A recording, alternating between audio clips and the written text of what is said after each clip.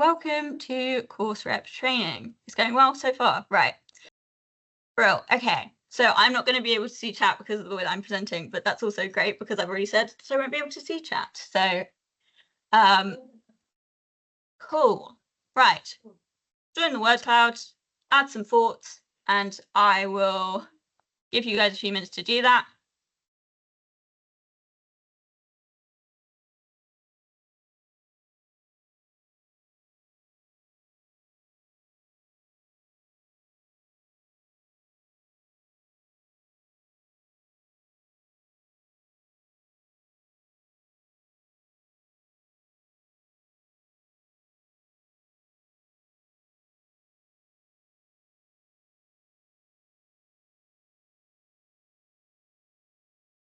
Okay. Feel free to keep adding words and thoughts. At the moment, represents the biggest word, which is fairly obvious. As representatives, you'll be required to represent the voices of students on your course. Help improve the course. Yeah, course reps play a part in like improving the quality of your course. Communicate. Yeah, you're working. You're communicating with both students and staff, so you've kind of got to work between those two groups to communicate messages between them. Collaboration, you're collaborating with the staff on your course to solve issues, be a voice for other students, improve things on the course, that's absolutely true, and improve the experience, that's absolutely true. Yeah, I like the word link. You guys are kind of a link between students and staff on academic issues. Okay, so some good ideas. Right, on to the next slide. So course reps represent their peers' views within a specific course. So this is kind of all of the stuff that you guys already said. They gather feedback, attend meetings with academic staff, communicate updates to students, and advocates for improvements on the course while supporting students with concerns. So a really easy way to sort of explain functionally what you guys do is you collect, it's through the feedback loop, so you collect feedback from students on the course about how things are going, tell course staff about this feedback in your SSLG meetings, or in other meetings you may have more informal catch-ups with staff to solve any problems. And in those meetings that you're having, whether they're formal SSLGs or informal catch-ups, you may come up with solutions to feedback with course staff, and then you tell students on your course how the feedback that they brought is going to be resolved, what staff are going to do about it, how long it might take them to do anything about it, that sort of stuff. And whilst you're having that conversation with students, you could then collect more feedback about how things are going on the course, and so the cycle repeats, and that is what we refer to as the feedback loop. So yeah, that's the function of course reps. In a nutshell, you guys help keep the feedback loop going and make sure it's closed, and students are able to continuously share information with course staff. So, responsibilities of a course rep throughout the year. You must attend one student staff liaison group every study block. So, we estimate at the Student Union that you will probably need to put a minimum of 8 hours into the role every study block, but that includes the 2 hours that you spend in an SSLG. And then you can do more stuff on top of that throughout the year. It's really up to you guys how you get involved and how much hours you put into it, but the minimum stuff you have to do, so you must attend one student staff liaison group every study block.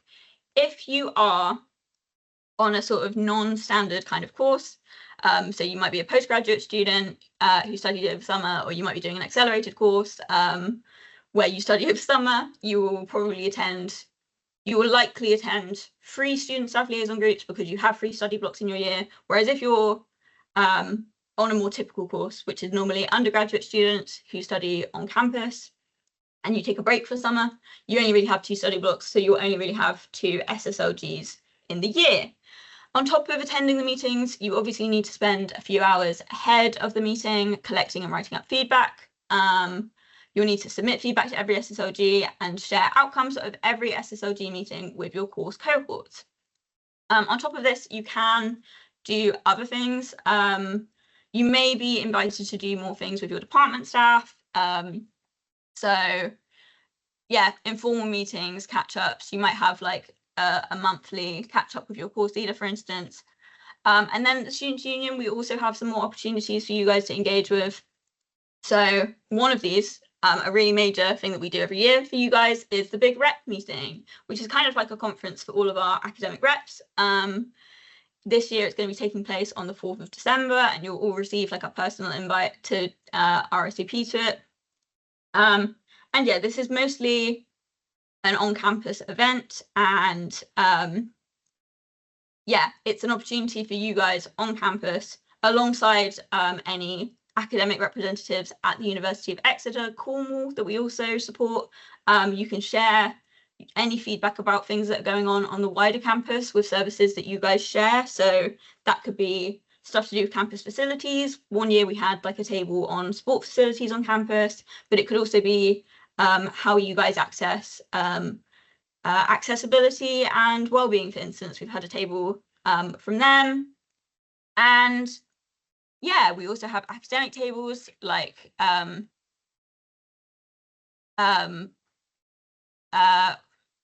brain's gone empty. We have academic tables like we've had a table for Falmouth on the employability services at Falmouth and how well those services serve you guys.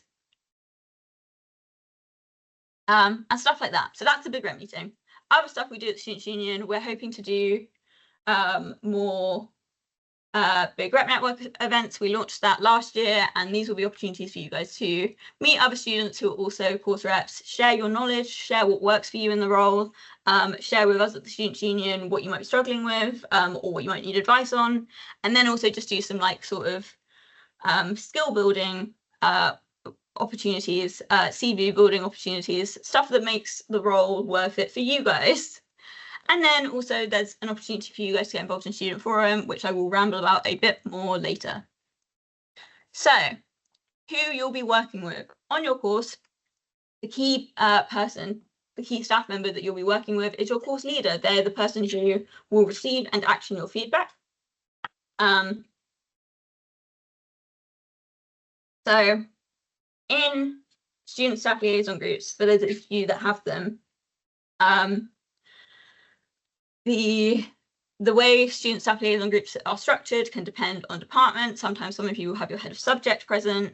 Sometimes some of you will have just lecturers on your course, module leaders and stuff like that present. But whatever happens, you will always have your course leader present to talk to, and that's why they're the key person that you give your feedback to. Obviously, if you are a postgraduate research student, the structure is different. You don't necessarily have a course leader, but that details for that will be shared in due time, and the staff around in the research department will make that make sense for you.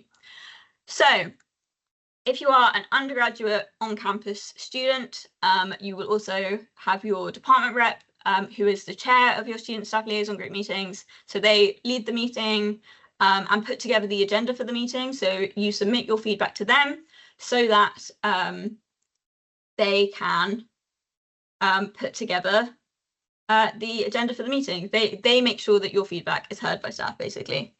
And your administration team, every department in Falmouth University has an administration team, and they will always be present at SSLGs to take notes and minute.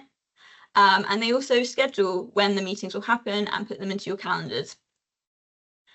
And finally, the other course reps in your year group. It's possible that you're the only course rep in your year group, which is fine. But if you aren't, if you have other students who are also supporting your cohort, make sure you get to know them and have a point of contact for them so that you can work as a team to collect and submit feedback. We have had very rarely instances where two course reps who are in the same year group will take feedback to student staff liaison groups that conflict with each other. One will be saying like, oh, students really love this module. I think this module is really great. Whereas the other course rep will be saying, actually, I've heard that students really hate this module and think it's really bad. And that's the point where it's like, right, these students need to communicate, work together to find out what the majority opinion is. So that's why it's important to work together with the other reps in your year group. And then at the Students' Union, you also have support from us. I've realised I've not introduced myself, but I am Penny, and I'm the Academic Representation and Advocacy Coordinator. So my job is to train you guys, support you throughout the year. I can answer any questions you have about the rep role in terms of like the day-to-day, what you need to do, any confusions you might have, any concerns that you might have about stuff that's coming up. Please do just raise it with me. And then you also have support from Jadelle, your President Falmouth for the year, who is the lovely woman in the black and white stripy skirt in that photo. And Jadelle, how Jadelle can support you is a little bit different to how I support you, because Jadelle is mandated to represent the opinion of all Falmouth students. She was voted in into her role in sort of January, February time last academic year, and she now works, because she's been voted in, works full time to represent you guys as Falmouth students, and she'll be doing that for the remainder of this year. So what Jadelle can do is, if you guys come across any issues within your course or department that you feel like actually affect Falmouth students on a wider level, so it might be that actually it's an issue that's impacting your whole department or more than one department at Falmouth, or for instance, a learning space. Everyone uses a learning space, so if you get an issue on that, you might think actually this is affecting the whole university. That's something that Jadelle can support with escalating.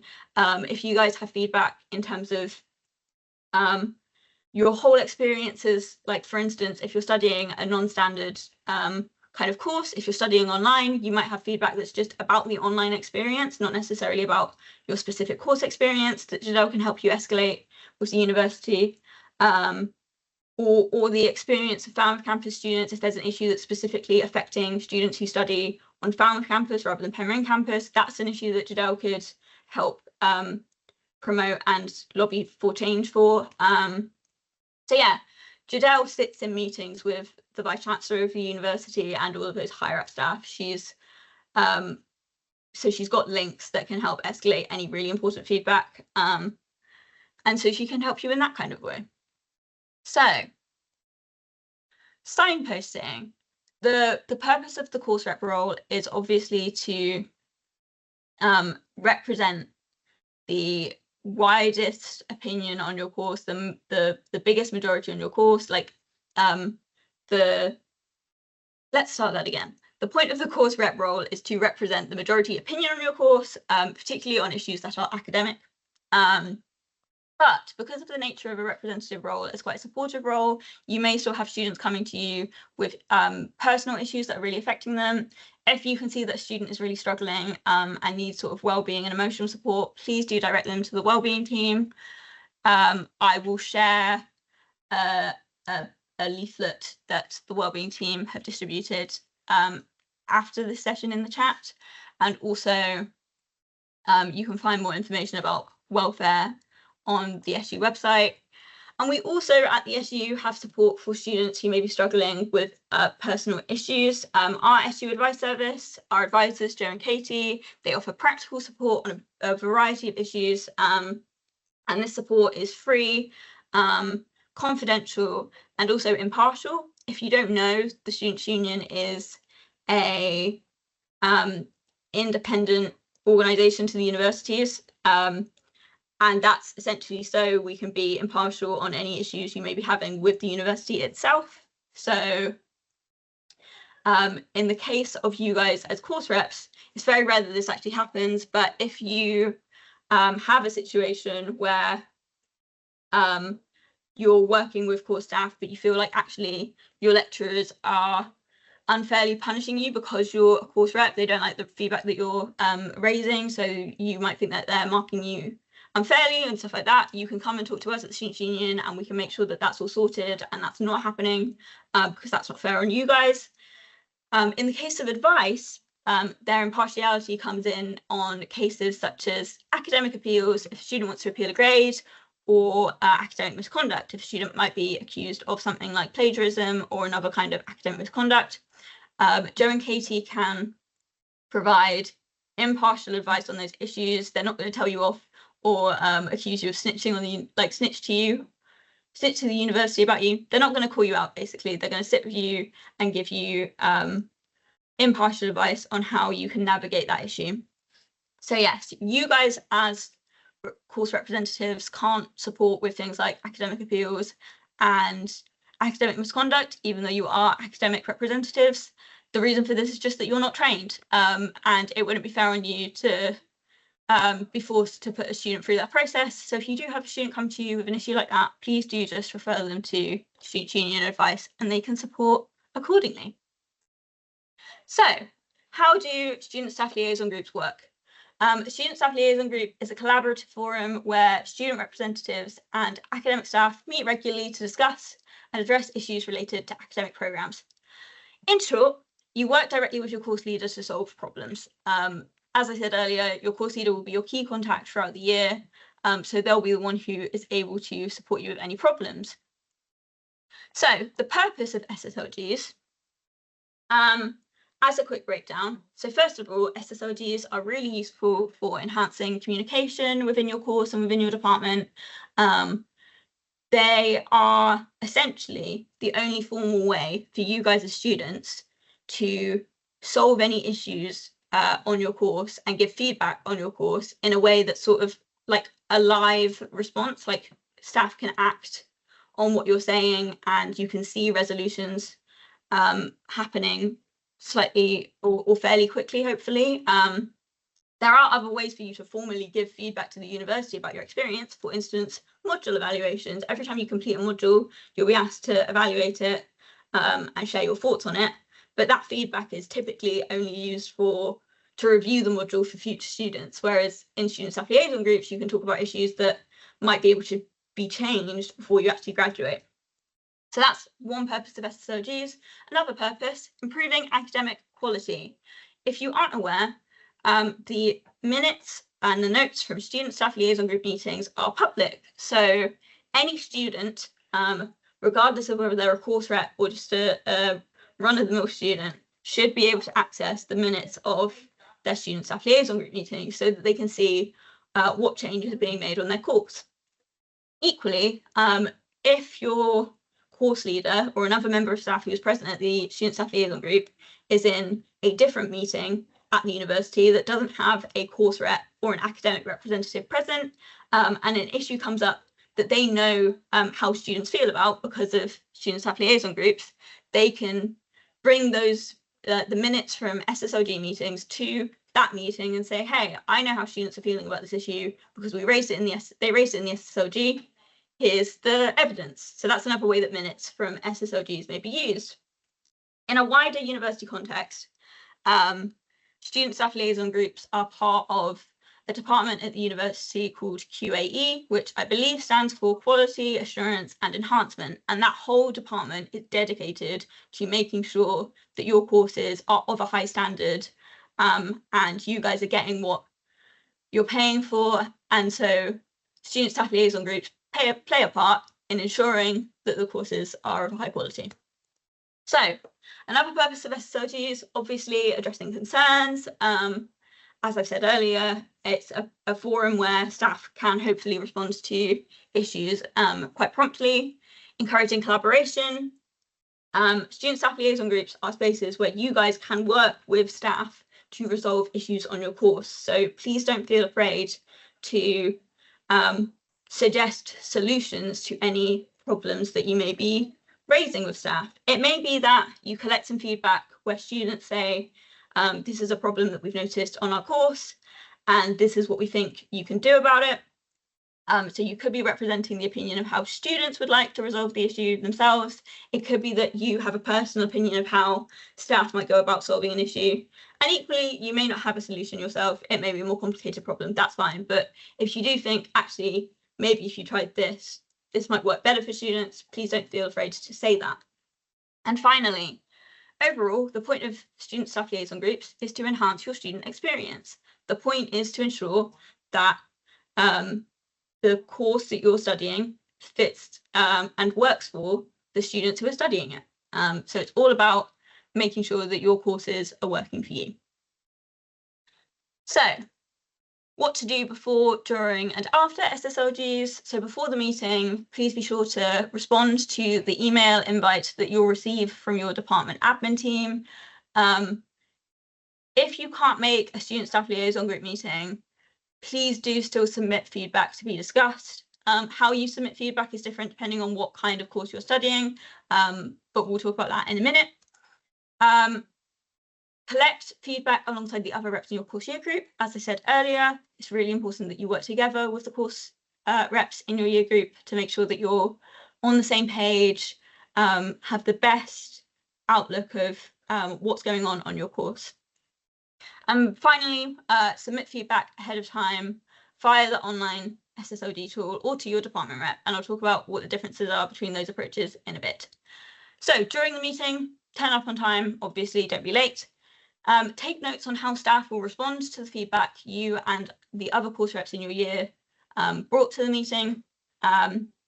Equally, staff may give you guys actions to complete after the meeting. For instance, they might ask you to spread the word about some workshops that they're planning to put on for students, or go back to students and collect a little bit more feedback on an issue to get a clearer picture of what's going on, stuff like that. So make sure you take notes of anything you have to do, and also take notes of anything staff have said that they're going to do.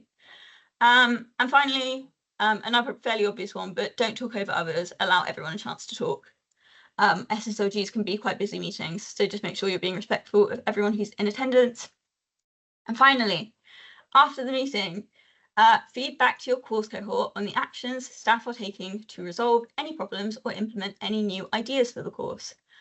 This is called closing the feedback loop, and I'll go into a bit more detail about it in a moment. So, submitting feedback to an SSLG. If you are an online student, a foundation year student, or you are a postgraduate study student, you don't have a department rep, you're not represented by department reps, so you will instead be asked to submit feedback to an SSLG via the online SSLG tool. This is just a SharePoint page, it's not too complicated. They will send out a link to you, and I can also send a link to what the form looks like after this meeting as well. So yeah, it's a different process, but it should be fairly understandable. And again, with postgraduate study, the SSLG online tool applies to master's students, but if you're a postgraduate research student, the research department may again do a very different process. So just be aware of that and consider what your departments are saying. And then if you are an on-campus undergraduate student or an on-campus undergraduate course rep, to be specific, you submit feedback to your department rep. So your department reps are receiving lists of who all of the course reps are in their department this week, and hopefully next week they should be sending out welcome emails if you haven't received one already. So that will help you get to know who the department rep is on your course, and just make sure you send feedback to them in a timely manner, because we encourage them to submit the agenda of their SSLG a week in advance of the meeting. So try to get the feedback to them even further in advance than that. In terms of what feedback you should submit to SSLGs, you can bring feedback on anything to do with your academic experience. So this could be teaching, course and module content, any timetabling issues, learning resources, so feedback on the library, stores, IT resources, even your facilities. So the studios that you're using to make films, or the facilities like the printmaking facilities and the woodworking facilities, or anything you're using to make the art for your course. You can give feedback on that. Any feedback on the assessments that you're doing and the feedback that students are getting from those assessments. So is that feedback being given in a timely manner? Do students understand it? Do they feel like they know how to improve on further pieces of work? Stuff like that. And personal tutoring. So all of that's fairly self-explanatory. This isn't an exhaustive list. There may be things that come up that do affect the academic experience of your course that don't necessarily fit into this list. and that's okay. This is just a guide of like giving you guys ideas of how you can start to collect feedback for SSLGs. So, barriers to access for learning and other diversity and inclusion related issues affecting particular groups within the cohort. What this is essentially talking about is, as I said earlier, the job of a course rep is to represent the majority opinion of students on your course. However, there may be some issues that are raised that specifically affect underrepresented groups within your course cohort. For example, if a disabled student comes to you, or a group of disabled students come to you and say that there is an area of the course that's inaccessible to them, even though those students may only make up 5% of your course, that issue can still be raised at a student staff liaison group because they are part of an underrepresented group on your course. And so it's really important that their opinions and any issues affecting them are still heard by staff. Other examples of underrepresented groups on courses, maybe, so disabled students is one, international students, mature students, students with carer responsibilities, if you know if there's any students like that on your course. And yeah, that's not, again, an exhaustive list. There are more examples of situations where students may be underrepresented on your course, but that just gives you an idea of what that means. Academic projects and events students would like to facilitate. So when you're collecting feedback, we suggest a general guide of allow students to talk about what's going well in their course, what could be better on the course, and the reason we phrase it that way is so that it's more constructive and solutions focused rather than a negative phrasing of what's bad, what's not going well. And then finally, another thing you can ask students is, do they have any new ideas that they'd like to see on the course? So SSLGs can be a space where you can discuss anything new that students would like to implement, whether it's more guest lectures, field trips, different types of workshops, anything like that, you can talk about with staff in your SSLG. A common thing that comes up with that is sometimes students will raise that they'd like to see more socials on their course or within the department to get to know other students within the department. And with ideas like that, you guys can also use the Student Union's Student Project Fund. If you don't know what the Student Project Fund is, it is an application process on the Students' Union website, where essentially, if you have an idea for an event or a project that will foster student community, in this case as reps, you might be wanting to foster academic community, you can submit that idea to the Students' Union, and if your proposal is successful, which it normally is, we can give you funding for the event and any resources you might need for it. We can give you help with risk assessments and that sort of stuff. And we can help you book space on campus if you need space on campus. So please do make use of that service if you need it. It's going to be open periodically throughout the year. It's open right now until the 7th of November, and then it will close for a bit and reopen throughout the year. So do just keep an eye out on our website and our social media if you're interested in using that. Finally, feedback you can bring to SSLGs. You can bring feedback on how well staff responded to the last SSLG's feedback. So this is for undergraduate on-campus students. You only have 2 student staff liaison groups. So this will typically be in the second student staff liaison group. If there's anything you raised in the previous meeting that you want to check the progress of, you can be like, we raised this in the last meeting. You said you were going to do this. Have you done that? How well has it gone? How do students feel about the solution if it's happened? If the solution hasn't happened, why hasn't it? What's holding it up? Is there a different solution that staff need to look at? And so on and so forth. So some quick examples of feedback brought to SSLGs last year. Lots of different courses in different departments at Falmouth talked about the booking system that students use to book studio spaces and equipment. It's very difficult for a lot of students to use, and many students aren't familiar with how to use it. In Fashion and Textiles Institute, some course reps raised that the mannequins in the department don't allow students to make plus-size clothing, and that's not inclusive. So that's a really interesting sort of equality, diversity, and inclusion issue on the course. Institute of Photography, students talked about how the printing costs should be included in the university prospectus because they're incredibly high. So students, when they were applying for a course and the course laid out how much the course will cost, it didn't highlight how much it would cost for them to literally print off their work to present it to lecturers. So they asked for it to be put in the prospectus to resolve problems for any future students. And then for the current students on the course, they asked if there was ways to help these students budget for these costs and talked about ways to solve it for those who are still studying so that they can complete their degree. And finally, problems with the attendance system on campus and how it doesn't encourage students to attend in-person sessions, which impact other students negatively. This came up a lot on courses that have a lot of group work and so need students to show up so that they can work together. So this is a little flowchart for you guys to use that will be on the Students' Union website, but feel free to screenshot it, I suppose, if you think it would be useful. And this is for once you've collected feedback, establish that the feedback that you've collected is representative of the majority of students and isn't just affecting like 1 or 2 people. If you need help working out where you should take it, whether it should go to an SSLG or another platform, you can use this flowchart. So if you get feedback that's time sensitive, so for example, there's an assessment coming up in 2 weeks' time, but the SSLG is in 3 weeks' time, and there's feedback on the assessment that students don't know actually how to submit their work to it. That's a time-sensitive issue. You shouldn't wait for the student staff liaison group. You should contact the relevant core staff as soon as you possibly can. And in this instance, if it's for an assessment, it's probably for a specific module. So you might want to contact the module leader and say, hey, students are a bit confused as to how to submit work. Could we please go over it in the next session?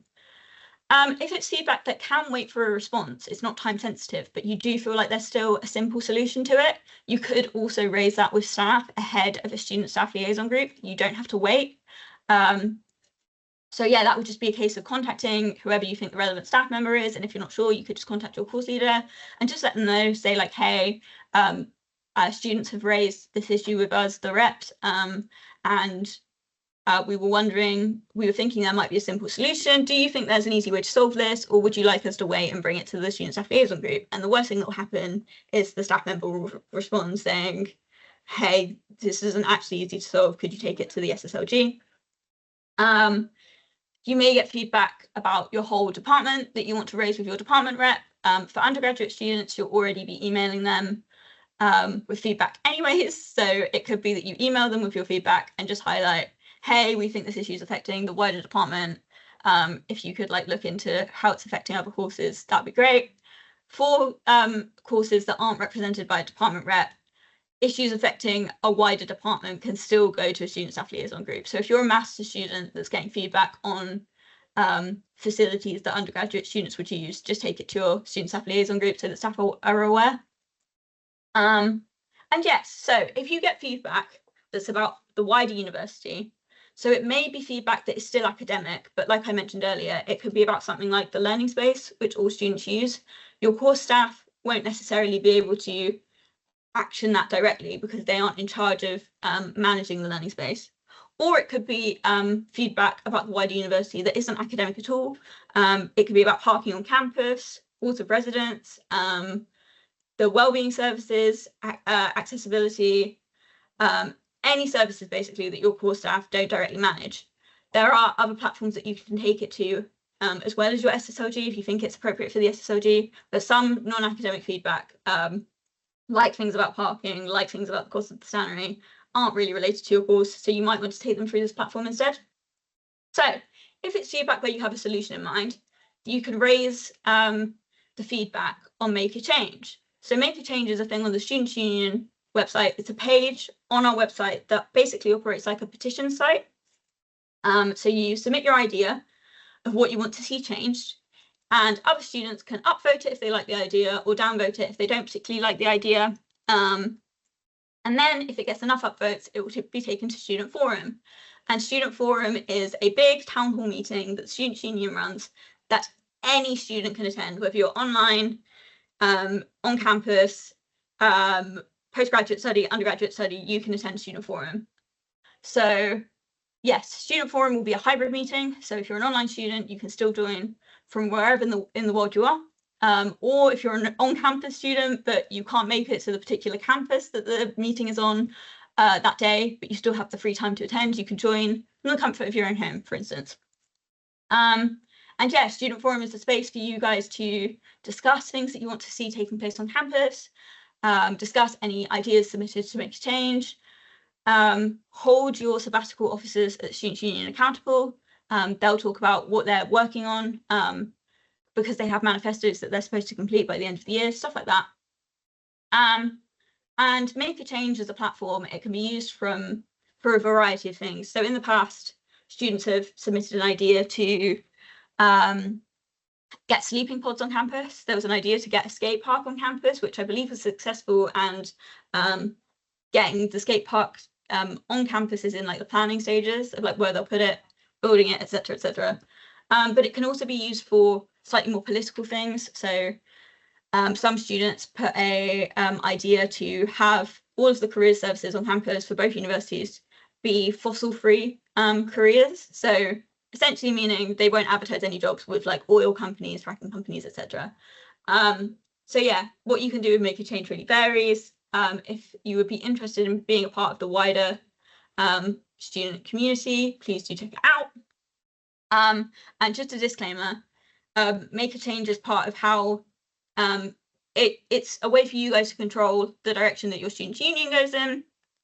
So just because you submit an idea on there doesn't mean the universities will do it immediately. For example, if someone for some reason submitted a Make a Change that they want to introduce a uniform for Falmouth University students, and for some reason everyone was like, that's a great idea, and upvoted it, and it got brought to Student Forum, and they pushed it through Student Forum, they went, yes, please do this, it's a great idea.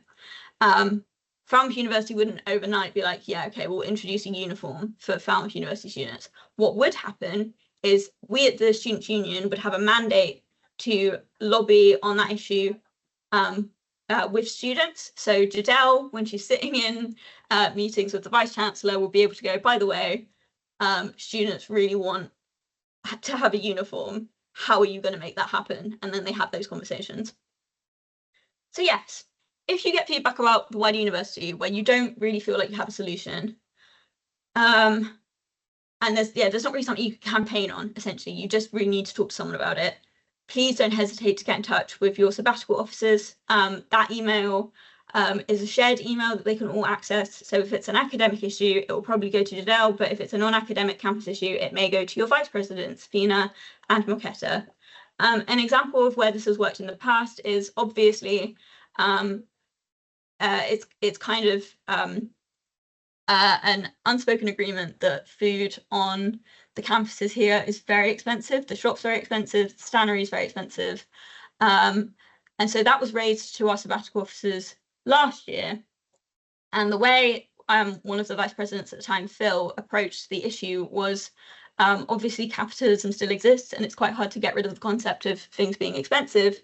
But his idea was, how can we introduce ways for students to get access to food other than going through the shop and other than going through the cafes and stuff like that. So as a result of you guys talking about it, the Students' Union had introduced a Students' Union pantry. There's a pantry that sits outside the Penryn FTU space, and also we've introduced one on Falmouth campus now. So that's there for students who are in dire need of any supplies. They can just go and check what's available and grab some stuff to keep them going. And then every Friday afternoon on Penryn campus, the Students' Union runs Soup Fridays, free Soup Fridays. Bring a bowl or grab one of ours and we'll give you a bowl of soup that you can eat. It's always vegan. I'm pretty confident it's usually gluten-free as well. And yeah, the point of free Soup Fridays isn't like a soup kitchen. You don't have to go only if you're in like dire need of food. It's a community building thing. If you guys want free food and are on Penryn campus on Friday afternoon between 1 and 3, please just pop by and grab some. It's a really lovely little event that we do. Okay, so I've rambled on for quite a bit now. So to check that you guys are still listening, I have another word cloud for you. Other than online surveys, what tactics could you use to collect feedback from your course cohort?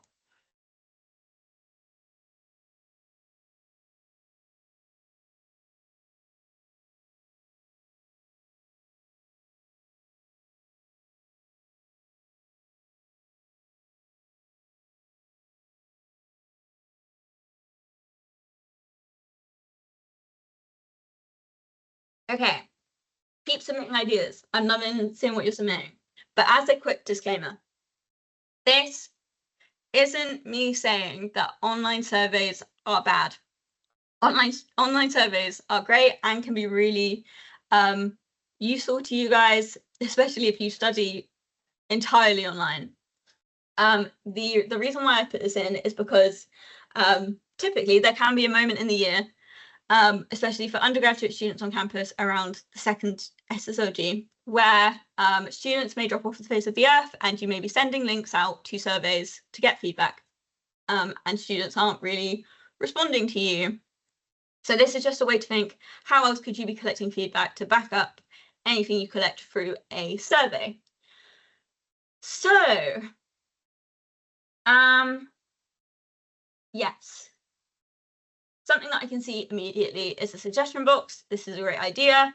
So with suggestion boxes, they have advantages and disadvantages, as always of collecting feedback do. If you're an online student, there are sites you can use for online suggestion boxes. As far as I'm aware, you do need to make an account with them, but you might want to try them out. The great thing about suggestion boxes is that they're anonymous, so people might feel more comfortable being honest about how they're feeling. But because they're anonymous, unless you have a course-specific space you can put a suggestion box, it might be a little bit difficult to get information specifically from your course cohort. And also because it's anonymous, if someone puts in a bit of feedback that you'd like to know more about it, you can't follow up with them and ask for more information. Yeah, with suggestion boxes, the way I'd suggest you use them if you'd like to is put one out really far in advance of your SSLG, see what people are putting in it, and then use that to inform how you might create a feedback form. So if a lot of people are mentioning a particular module on your course, you can have a question in your feedback form of like, how do you feel about this specific module, and like find out more information that way.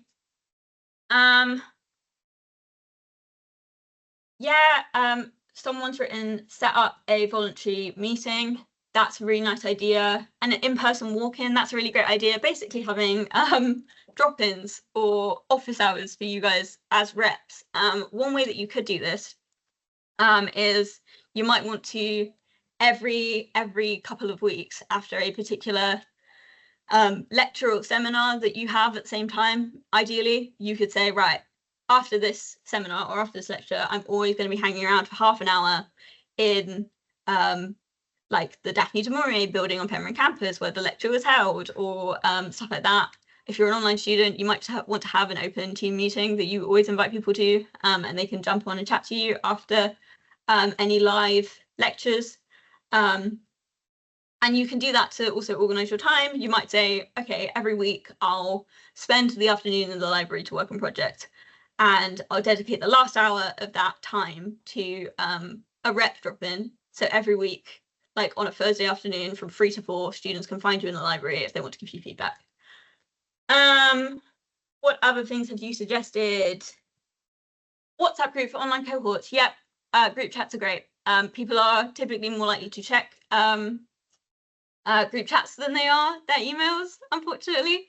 But if you have group chats, feel free to use them. Obviously, be aware of basic internet safety. But yeah. Also, I wouldn't rely solely on group chats themselves. I would still email out to your entire cohort if you can, because everyone on your course should have a university email. So that means you're guaranteed to contact every single person on your course. Every course year group should have a mailing group. So like first year fine art, second year fine art, stuff like that, that you guys will be a member of. So you should be able to email your whole cohorts that way. And then there's loads of stuff. Oh, yep, group meetings, lectures, webinars. So some of you may be on courses where you can you have year group meetings. Not all courses have this, but quite a few do. Year group meetings are a great opportunity to ask for feedback because they're quite small and low key. If you don't have year group meetings, but you obviously do have regular lectures with your whole course cohorts, don't be afraid to ask lecturers for 5 minutes at the start or the end of the lecture to ask students if they want to share any feedback and that sort of stuff. Obviously the same with webinars. If you feel comfortable, ask the lecturer running the webinar if you can have 5 minutes to just say, hey, I'm the rep. If you want to give me any feedback, here's my email, that kind of thing. And yeah, lots of stuff about having conversations with students. At the end of the day, if you're in a lecture and the students around you start talking about how confusing they find the lecture, that is an opportunity to collect feedback. You can just have conversations with the students next to you. It doesn't have to be too complicated. So thank you for submitting ideas to that and listening to me waffle. A quick summary of some other ideas that may not have been mentioned, as well as what you guys brought up. So methods of collecting feedback. You can do focus groups if you wish. These will give you an opportunity to get detailed information about issues, but obviously, especially for those of you on big cohorts, you can't necessarily have every student in attendance. Hands up if. There's obviously a better way to phrase this, but essentially this is what I did with you guys earlier, where I asked you to use the hands up feature on Teams if you had never been a course rep before. And this is something you could do before or after lectures, especially if you're a little bit nervous about talking in front of quite a big group of students. It's just a really quick way to engage with them. So you could say like hands up if you're aware of the resources being uploaded to the learning space, and then keep your hand up if you've actually accessed the resources and used the resources that are being uploaded to the learning space. That gives you numbers information, like quantitative information about how students are engaging with the academic side of their course. We talked about suggestion boxes. They're obviously anonymous, which has its pros and cons. They're great if you have a course space that you can physically put them in. So you might have dedicated studio space for your course or your year group. And obviously you can also run them online. So you can check out and see if any online options work for you. So polls, some online group chats. I know that Discord would allow this, and maybe WhatsApp can let you put in quick polls asking people questions. The difference between this and an online survey is obviously a poll is only asking one question. So it could be a quick way for you to get, again, quantitative, numbers-based information on what's going on in your course. Drop-in sessions we talked about. You can set specific times where students can find you to give you feedback. Host like a Teams meeting every month or every couple of weeks. If you're an online student, take 30 minutes at the end of a lecture, like once it's completed, to sit around somewhere on campus to talk to students, if that works for you. However it would work for you, you can explore doing drop-in sessions. And finally, as you guys mentioned, peer-to-peer conversations. If in doubt, just chat to students on your course and find out how different issues are affecting them. So I'm now going to move on to the ABCDEs checklist.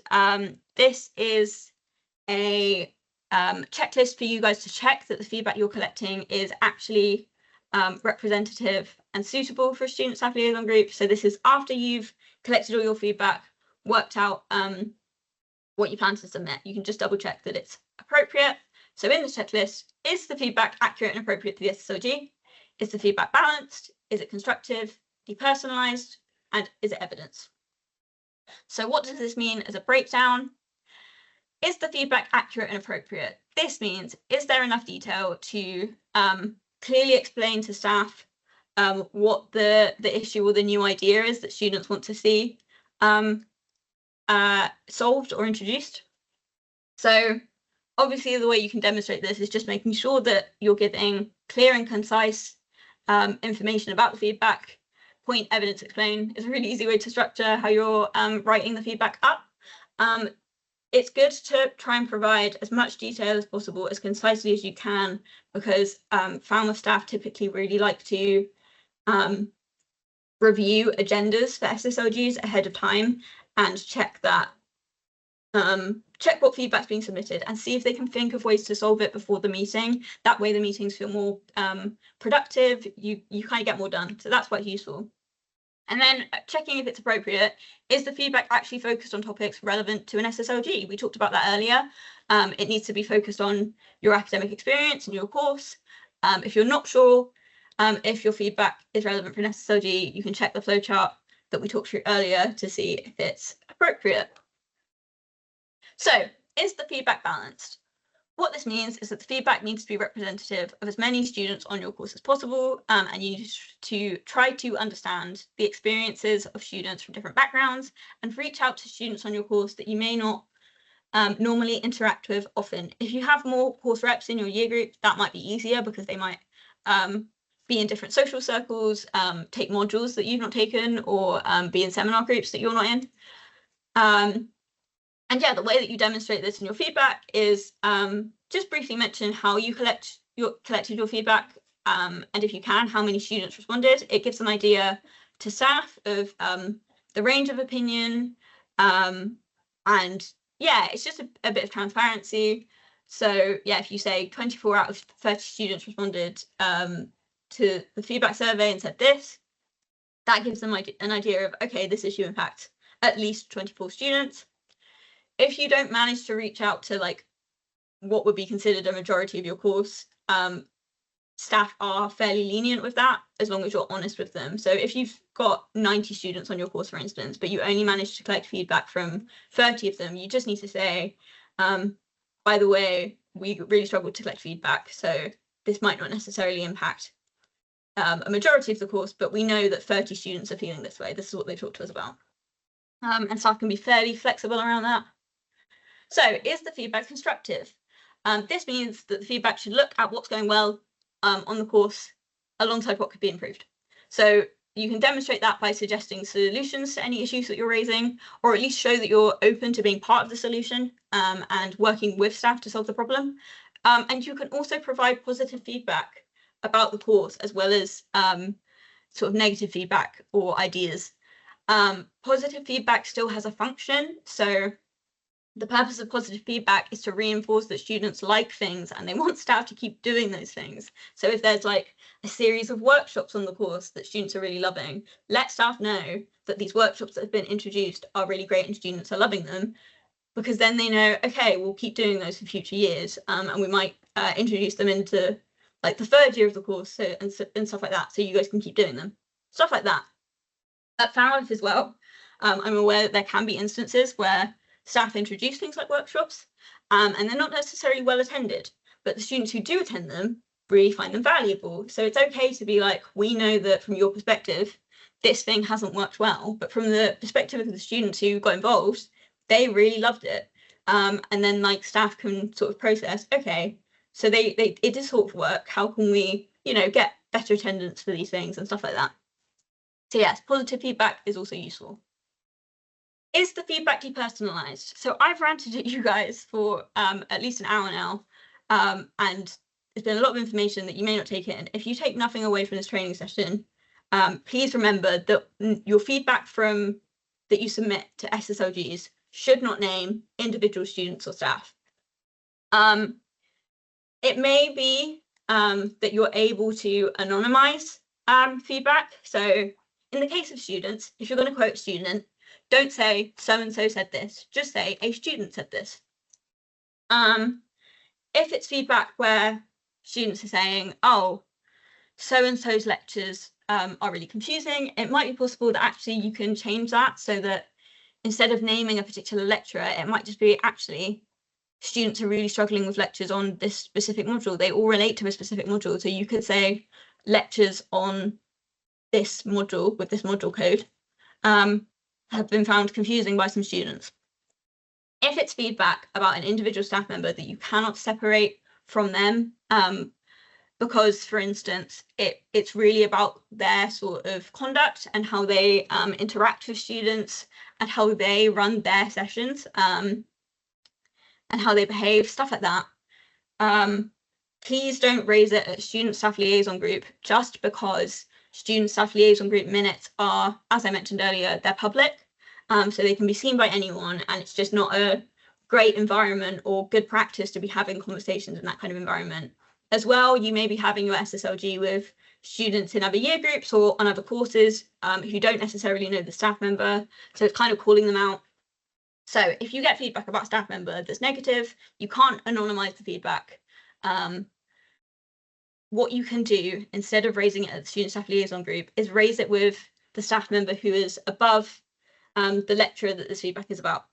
So for instance, If it's about a lecturer on a specific module and you know who the module leader is, you could raise it with the module leader if you're comfortable talking to them.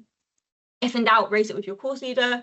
And then if you, for whatever reason, happen to get negative feedback about your course leader, you can raise that with your head of subject and potentially even your department rep. And if at any point you feel uncomfortable addressing this kind of feedback or are uncertain about where it should go, please just contact us at the Students' Union and we'll make sure that you are supported, you're talking to the right people, and you're in a good space to have those conversations. Whatever you do, don't raise the feedback to the person that it's about. It's not your job. You don't need to have those uncomfortable conversations with that person. The reason why you'd raise it with the staff member who's next highest up to them is basically because obviously your lecturers are employed, and so all of the lecturers on your course will be managed by your course leader, for instance. So your course leader as their manager can sit down and say, hey, I know that this feedback has been raised, or I've heard, like, you know, basically they can sit down and say, we need to look at your behaviour, as managers should with their employees. It's not your guys' job. Please don't put yourself in an uncomfortable position.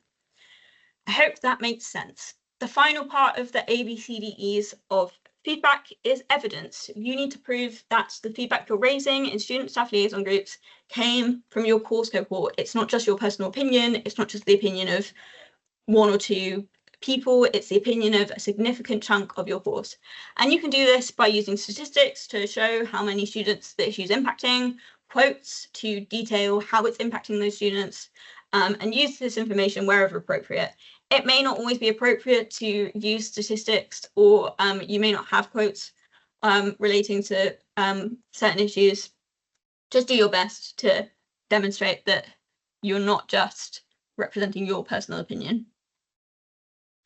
So when you're writing up your feedback, there are different methods you can use to present your feedback diplomatically. Before you even write up the feedback, one way that you can easily present your feedback in a diplomatic manner is making sure you submit it in a timely manner. So essentially, this means submitting it in advance and making sure it's in the agenda rather than rocking up on the day and telling staff your feedback on the day. And this helps avoid any confusion, any defensiveness, because staff have had time to process the feedback, and it avoids any unwanted surprises. It's also important to be specific when you're writing up the feedback, what needs to be improved and why. Try and be as concise as possible to avoid any confusion. And other things that you can do to make sure your feedback feels a little bit more diplomatic and kind to staff. Use language like we and our if it's appropriate to show that the feedback is coming from the collective course rather than just yourself. There may be instances where there's an issue impacting the majority of your course that you personally don't necessarily agree with. So in that instance, I don't expect you to align yourself with it if you don't believe in it. You can just say a lot of students are feeling this. Basically, the point of using inclusive language is to avoid saying things like I and me, because it's not about you. You're representing the voice of your course, not just your opinions. So stay neutral. Present issues where you can without assigning blame, and keep focused on the problem. So that's what we talked about earlier. Instead of saying things like, oh, so-and-so's lectures are really confusing, try to make it about the course itself. So some lectures in this module are particularly confusing for students. Don't pin the blame on a particular person. Make it about the course itself. Use a positive tone. So instead of saying this needs fixing, this needs correcting, use words like improving, enhancing, developing, which are much more constructive and positive. Frame feedback as suggestions where you can. Please don't go into SSLGs demanding things of staff, saying you must do this or you have to do this. Use phrases like, could we consider doing this? Would it be better if we tried this? To keep the conversation constructive. And finally, it never hurts to show appreciation for your staff, acknowledging the efforts that they're making to listen to the student voice, acknowledging the things that are going well and sharing positive feedback, even acknowledging if there's an issue that's been raised that you think this is probably going to be really complicated. You can always say to staff, we recognise that this might be really complicated to solve, and we appreciate any effort that all of the effort that you'll put in to solve it. So yeah, that's ways that you can present feedback more diplomatically. And finally, once you've submitted feedback to your SSLG and talked it through with staff and come up with solutions, you need to close the feedback loop. When you're closing the feedback loop and reporting back to students on how staff have responded to their feedback and what staff are going to do about any issues that have been raised, you can essentially do that in sort of most ways that you might have collected feedback. So you could give an update at the start or the end of a lecture, or in a year group meeting, or you could send around an email or a newsletter. If your departments have newsletters, you could ask if you could include a quick SSLG update for students. You could give a quick update in a group chat, like a quick message to be like, hey, here's some highlights from the SSLG. If you'd like to know more, you can get the minutes here, or ask us any questions. The thing to remember, firstly, is to make notes in the SSLG so you can easily write up a summary afterwards of what's happened.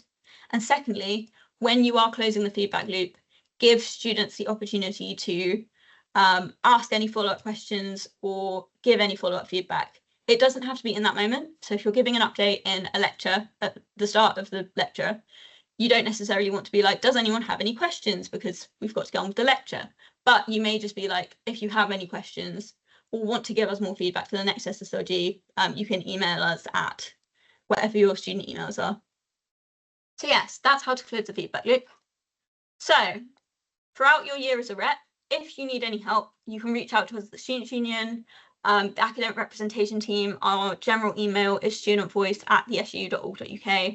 And also, the Students' Union has 2 physical spaces on both Penryn and Falmouth. They are open at different times, but feel free to drop in and ask any questions if you'd like to talk to someone face to face. And we also have a rep development plan. So this plan will help you guys develop your skills during your time in the role. And it's entirely optional whether or not you fill it in. But essentially it's there if you'd like to develop skills for your CV. So you can highlight the skills that you're already bringing to the role and then highlight what skills that you might be less confident with. So you might already be really organized, really great at writing up agendas and stuff like that, but you'd like to develop your public speaking skills and your negotiating skills. So you can highlight that in the plan, highlight how you might act on those, act on developing those skills. And then, yeah, we're planning to have some opportunities for you to work through these plans with employability throughout the year. So please do get involved where you can. And you can find the rep development plan on the website. And I will also send it in the chat for those of you who are in the call. Okay.